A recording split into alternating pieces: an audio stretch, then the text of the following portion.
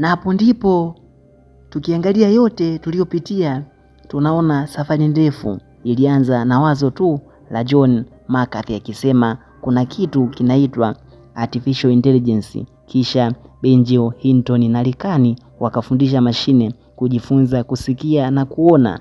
Na leo akili bandia hiyo ipo mikononi mwetu kila siku, lakini hapo ndipo watu walianza kuongelea swali moja muhimu sana. Walisema sio tena akili bandia inaweza kufanya nini. Swali likakuwa sisi binadamu tunaitumiaje?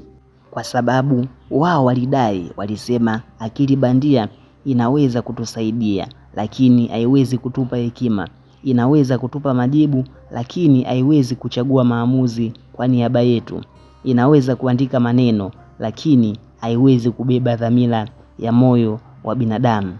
Na hivyo mustakabali haupo kwenye mashine pekee, bali upo mikononi kwa watu wanaoitumia. Na wao wakamalizia kwa kusema ikiwa tutaitumia kujifunza, kuelimisha na kusaidiana itakuwa baraka, lakini tukiacha mashine zituamlie kila kitu, tutapoteza kile kinachotufanya tuwe binadamu.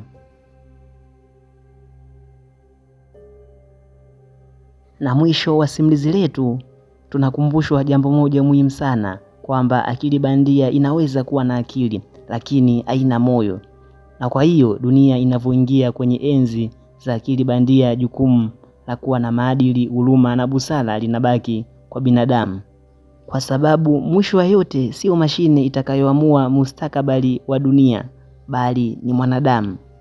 Na hapa ndo mwisho. Jina langu ni Eriki.